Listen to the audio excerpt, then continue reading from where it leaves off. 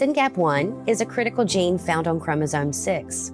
It creates a protein that works like a volume knob for the brain synapses, helping brain cells communicate in balance. When that protein is missing or reduced, the brain can become overexcited, making it harder for neurons to send clear signals. That imbalance can affect development, learning, behavior, and seizure activity. SYNGAP1-related disorder is ultra rare, and in most cases, it happens because of a spontaneous genetic change known as a de novo variant. This means it is usually not inherited from either parent. No two individuals are affected in exactly the same way. For many families, the journey includes developmental delays, intellectual disability, epilepsy that often becomes more severe in childhood, and sensory challenges that can make everyday environments overwhelming. Although it is considered rare, SYNGAP1 may be far more common than once believed. It is now thought to account for up to 1 to 2% of all intellectual disability cases, placing it alongside better-known conditions such as Fragile X and Angelman syndrome. Today, more than 1,760 individuals have been identified worldwide. And with every new diagnosis, every family connection, and every research breakthrough, that number tells a story of growing awareness, deeper understanding, and hope.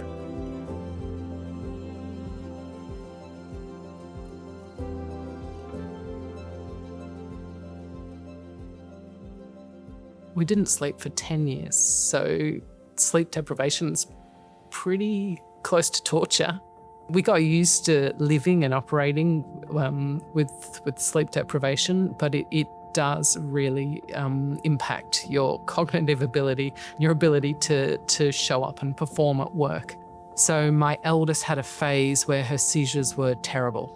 She had 52 seizures an hour. It was less than 30 seconds, but it was still a tonic-clonic. So that was quite stressful to watch and heartbreaking to watch as well. Amelia needs support 24/7. She needs and requires someone next to her. The older she gets, the harder it gets. So my house looks like an Alcatraz. It's easier to get in than to get out. But she will just get away to get out very easily. She has a lot of problems sleeping. She wakes up very often, from 3 to 5 normally, and then it's something that is also affecting me as a mother because I'm awake as well. It's like having a 2-year-old in a body of a 23-year-old, helping her with everything, from grooming to what she's gonna eat. Is quite difficult, not just for us, but mostly for her. He has really good days where he looks just like a normal 5-year-old, acts just like a normal 5-year-old. And there's days where it's just absolutely 180 degrees from that, where, he's self-harming, he's having seizures, and that is really hard to sort of plan and deal with because it's all tactical. Caring for somebody who is more like a toddler for 15 straight years has taken a bit of a toll. And you have to plan around it because when she's out of school, you need to be home. She requires daily support in anything that she does. She requires 24/7 supervision. She cannot be left alone day or night. They require constant attention. You can't relax. She will run away in the traffic if you let her. You have to be very alert at all times for her safety. But it was no longer possible for both of her parents to have careers. Her seizures are relentless and they don't respond to any medication. That really, really, really interferes with every single second of the day. And that, it causes a lot of safety issues. In the beginning of his diagnosis, he was having 175 seizures a day. So we really had to make sure it was a safe environment for him. He elopes, and that's our biggest challenge. He has no concept of personal safety. And when the behaviors are happening, that's pretty violent. He's gonna bang his head on the concrete, he's gonna scratch me, he's gonna headbutt me. That's pretty traumatic for my kids, it's traumatic for me, it's traumatic for Ty. There's so many times I have to say, well, we can't because of Ty. He is mainly nonverbal and he tries to speak so hard. They have to work 10 times as hard to do anything, to speak, to learn any new skill, to do anything, to just sit down and focus. She has drop seizures, so very scary, where she would just lose all muscle tone, fall to the ground, can't leave a room or leave her unattended because she would fall and become injured. There's so many things I want to take her to experience, but I just know that they aren't going to end well, and there's a lot of family events and traditions that I've had to come to terms with not doing. When I look at him and I see how hard his day is every single day to just do tasks that we take for granted and not be able to help him or fix it for him, I look at him that every day is suffering for him and I can't completely fix it. He has scars all over his head from falling and hitting, and always on when it comes to that with those types of seizures. It's really scary. It was really isolating in the beginning, and it still is. It consumes every element of your life. We have to do everything differently because of Carter and the fact that he has SYNGAP1. And that's not just Carter, but that's affecting all of the family members. For all of the difficulties that we deal with, for the seizures that we dealt with for so long, and for the behaviors that we deal with on a daily basis, and the impulsivity and the aggression that we deal with, it's so difficult. But I would say isolation is probably the hardest thing, because you want to get out and do things and you can't. Everything's harder all the time and it makes you tired. My name is Mike Raleigh. I'm the founder and CEO of CURE SYNGAP1. My wife and I created the organization 7 years ago when our son Tony was diagnosed. CURE SYNGAP1 exists because it's a rare disease. There's only about 500 patients we know about in the US, a couple thousand around the world. It's too small for industry to figure it out by themselves. It's too new for there to be existing medicines. So basically, if you have a rare disease, you're stuck. You're stuck with existing therapies for your treatments. In our case, our logo is purple, green, and blue because our kids have epilepsy, purple, intellectual disability, green, and autism, blue. And there's not a lot of good meds for any of those, frankly. The seizure meds, you're swimming in a lot of drugs. There's no known treatments for ID. And for autism, it's just a lot of different behavioral meds and sleep meds and GI meds. That's not a good life. And we're in a time now where it is possible to help these kids, but unless the parents are organized and the parents are funding the research and the parents are saying to industry, we want to work with you, it's not going to happen. And we've been working like crazy for 7 years to get better medicines made for this disease. And we work so hard with CURE SYNGAP organization. We just have a fantastic group of parents and fantastic group of scientists and clinicians, and how fast we have been progressing just because collectively we has been able to progress and advance so much that the organization is very positive to the life of our kids, our families. Hi, my name's Ingrid Scheffer. I'm a laureate professor at the University of Melbourne in Australia, and I work at the Austin Hospital and the Royal Children's Hospital. I'm both a paediatric and adult epilepsy specialist, and I have a major interest in individuals who have the very severe epilepsies that we call developmental and epileptic encephalopathies, and SYNGAP1 is a developmental and epileptic encephalopathy. Our research program, together with Heather Mefford and Gemma Carville, discovered SYNGAP1 was an epilepsy gene and caused a very severe epilepsy. We published that in 2013 in Nature Genetics, and before that it was already known to be an intellectual disability gene, but people didn't know that it caused a very severe epilepsy. My name is Ingo Helbig. I work at the Children's Hospital of Philadelphia and University of Pennsylvania, and I'm the clinical director of the Center of Epilepsy and Neurodevelopmental Disorders. SYNGAP1 is scientifically actually very compelling because, first of all, it is a very common genetic epilepsy that offers a lot of potential because it is largely undertreated right now.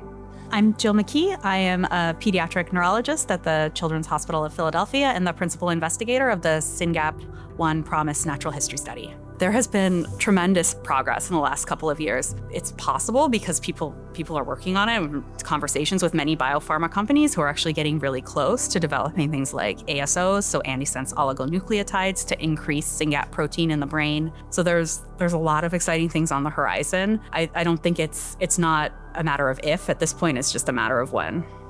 The progress in SYNGAP1 research has been explosive. It's fantastic to see so many different groups come together, both clinician scientists like myself, but also basic scientists from a whole myriad of fields. And they are bringing both depth and breadth to our understanding of this disease. And that in turn fuels our new approaches to therapy. Nothing in the rare disease space happens without advocacy organizations. There are things that we can do as clinical researchers that are easy. We can see patients, we can build out trials, but when it comes to unifying a community, there's the medical part, the scientific part, and then there's a very strong advocacy part that is important for kind of keeping our patients ready, for kind of keeping the community informed, organizing events as this one here, and also helping us with kind of framing the scientific questions precisely so they actually benefit patients in the end. Where we are today in the journey to treatments is at the end of the beginning. So we have been working for 7 years. We've spent millions of dollars. We've partnered with lots of industry. We've created a natural history study. We've done all these things you're supposed to do, take a massive lift. And we finally have a company who is publicly committed to start a trial next year for a precision therapy. So there's better medicine in terms of, hey, this drug might help with autism, or this drug might help with behaviors, or this drug might help with GI. It goes on and on and on. But at the end of the day, our kids are sick because one copy of one gene is busted. And until we have a medicine that goes in and either fixes the bad copy or makes the good copy do double duty, they're gonna be sick. We have never had that kind of medicine until next year. Trials are going to take years, but we could be dosing humans with a precision therapy that'll make the good copy of their gene work harder in less than 12 months. So we're at the end of the beginning, like it's about to get really interesting. We are here to support every single different modality that we think, well, not just that we think, but that people think, that the people making it think might help Syngap1. So we're not here to judge, we're here to support, we're here to boost, we're here to make available every single thing that they will need in order to help us treat or cure our disease. So I'm hopeful because I get to see how hard all of these caregivers work every day to advocate for our children. We're not big, we're not noticeable, and so we're making ourselves noticeable, and to be a part of that and to know that we're not gonna stop, that we're all fierce advocates. I mean, I'm so proud to be a part of that team. When we got our diagnosis, it wasn't even within a week of getting the diagnosis that Melissa was on the phone with Mike, and he was giving us information and resources. And within a week of our diagnosis, Melissa was sitting in this woman's house in the Netherlands and talking to her about Syngap and all the different struggles that her son has. And it was really eye-opening for me just to talk with the parents, to understand, they're going through a lot of the things that we were going through.